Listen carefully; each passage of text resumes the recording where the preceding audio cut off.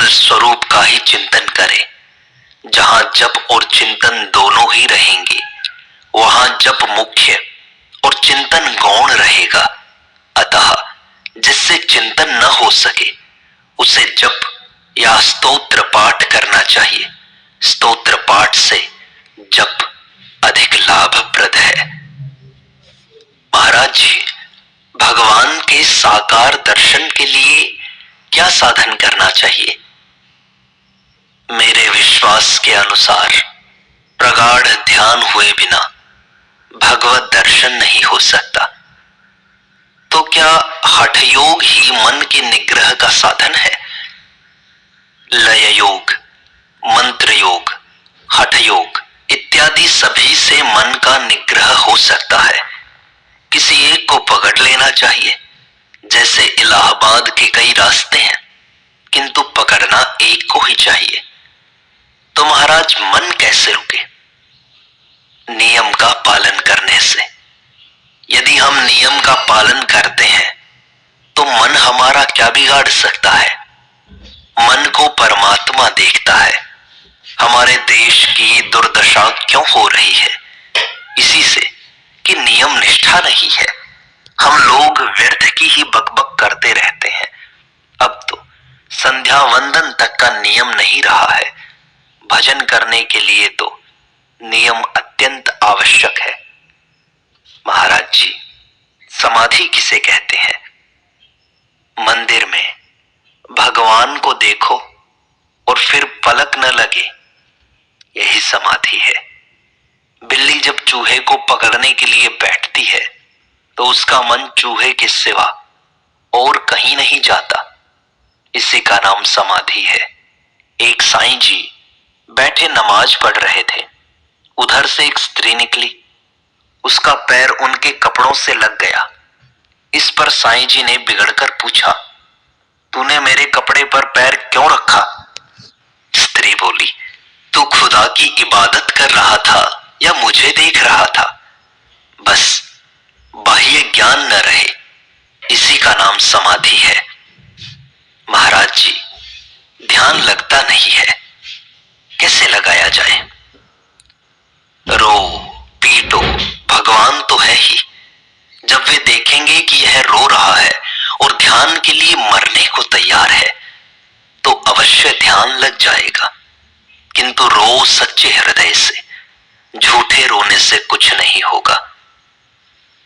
महाराज जी, स्मृति, ध्यान और समाधि में क्या अंतर है? हर समय इष्ट देव की याद करना स्मृति है।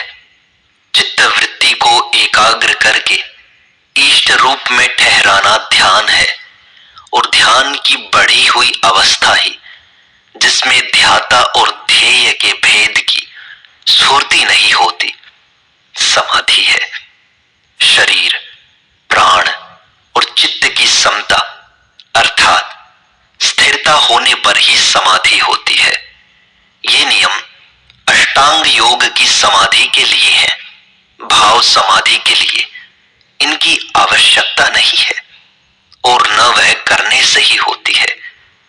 वह तो भाव की दृढ़ता होने पर स्वयं ही हुआ करती है।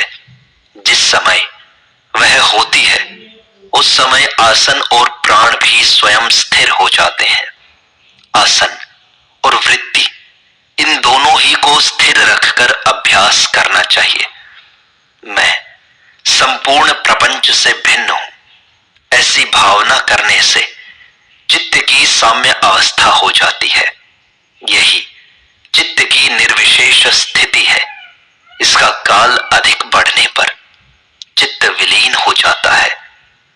आसन पर 4 घंटे बैठकर यदि मनोराज्य होगा तो गर्मी बढ़ जाएगी, किंतु यदि चित्त लीन हो जाए तो 6 घंटे बैठने पर भी गर्मी नहीं बढ़ेगी।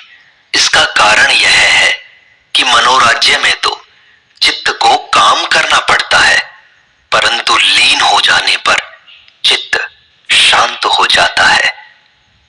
स्थिर सुखम आसनम, इस सूत्र के अनुसार स्थिर आसन रखकर ध्यान करना चाहिए। चेतन तत्व की भावना पूर्वक इष्ट का ध्यान 10 मिनट प्रतिदिन करने से अभ्यास का फल प्रतीत होगा। 30 मिनट के अभ्यास से विशेष अवस्था प्रतीत होगी और 1 घंटा 35 मिनट के अटूट ध्यान से देह अनुसंधान की निवृत्ति यानी समाधि हो जाएगी। यह परम योग है।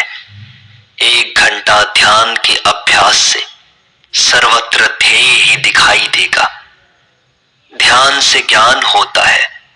ध्यान बिना ज्ञान रह ही नहीं सकता। कम से कम 10 मिनट तो प्रतिदिन ध्यान करना ही चाहिए। इससे एकाग्रता बढ़कर शनै ही तद्रूपता हो जाएगी। एकाग्रता या संयम ही मुख्य है। चिंतन स्मरण से सब कुछ हो जाएगा। चिंतन का अभ्यास जितना बढ़ेगा उतनी ही संसार से विरक्ति और भगवत प्रेम की प्राप्ति होगी। मनोराज्य, पूर्णतया केवल भगवत संबंधी